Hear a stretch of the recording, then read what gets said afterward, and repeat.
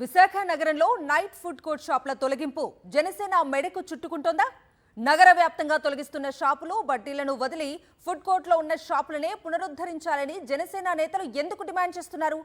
షాపుల తొలగింపుపై ఏ ఎమ్మెల్యే స్పందించిన విధంగా ఒకే ఒక్క జనసేన ఎమ్మెల్యే మాత్రమే ఎందుకు స్పందిస్తున్నారు? జనసేన నేతలకు ఫుడ్ కోర్ట్ షాపులకు ఉన్న లింక్ ఏంటో తెలుసుకుందాం. వైఎస్ఆర్సీపీ అధికారంలో ఉన్నప్పుడు జైల్ రోడ్డు సమీపంలో సుమారు 160 షాపులతో నైట్ ఫుడ్ కోర్టును ఏర్పాటు చేసింది. చిరు వ్యాపారులకు ఉపాధి కల్పించడం కోసం గత వైఎస్ జగన్ ప్రభుత్వం ఈ నిర్ణయం తీసుకుంది.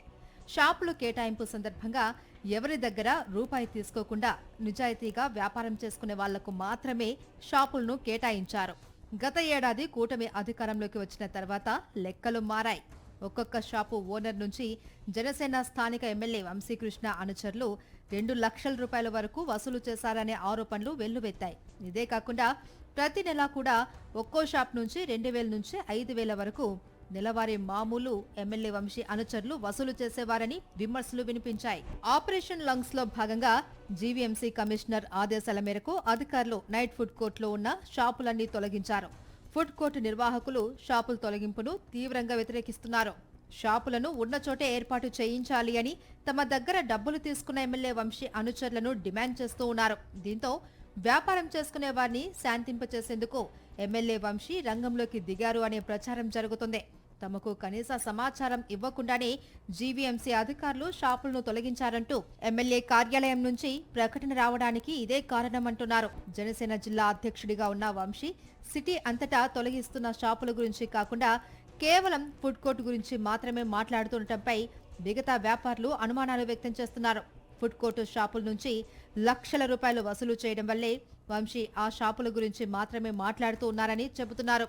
వైఎస్ఆర్సీపీ ప్రభుత్వం ఉన్నప్పుడు తమ నుంచి రూపాయి తీసుకోకుండా నైట్ ఫుడ్ కోర్టులో షాపులు ఇచ్చారు అని బాధితులు గుర్తు చేస్తున్నారు. కూటమి ప్రభుత్వానికి ఓటు వేసినందుకు తమకు తగిన శాస్తి జరిగిందని బాధపడుతున్నారు. ఉన్న పలంగా షాపులను తొలగిస్తే తాము ఎలా బ్రతకాలి అంటూ ఆవేదన వ్యక్తం చేస్తున్నారు. ఇంటిమేషన్ కూడా చేయలేదు సార్. మాకు నోటీస్ ఇస్తే పోనీ మేము ఇప్పుడు జడ్సీ గారు వచ్చారు, మాకు 2 రోజులు టైం ఇవ్వండి సార్, కమిషనర్ గారితో ఎమ్మెల్యే గారితో మాట్లాడుకుంటాం అంతే. అది కూడా అవ్వట్లేదండి. తీసేస్తారట ఇప్పుడు. అప్పుడు మేము తీసేసిన తర్వాత వెళ్ళండి అని చెప్తున్నారు సార్. ఇది ఎంతవరకు రైట్ సార్? ఇది అంటే మేమేమో ఇల్లీగల్ వ్యాపారం ఏం చేస్తున్నామా? గంజాయి ఏమైనా అమ్ముతున్నావా? మొత్తం వీల్స్ అన్ని రీపోయింది సార్. అంత లాభం 3 లక్షలు పెట్టి మా పాప గోల్డ్ తాకట్టు పెట్టుకొని 3 లక్షల రూపాయలు పెట్టి షాప్ చేయించుకున్నాను సార్. బతుకుదెరువు కోసం గోల్డ్ తాకట్టు పెట్టి రోజువారీలు కట్టుకుంటూ రోజు అట్లా ఇప్పుడు సిరి వ్యాపారుల మీద ఇంత అన్యాయం చేస్తే ఎట్లా సార్? మీకు అధికారులు మీకు జీతాలు వస్తే నెలొచ్చు మీకు పేరు తెలియదు.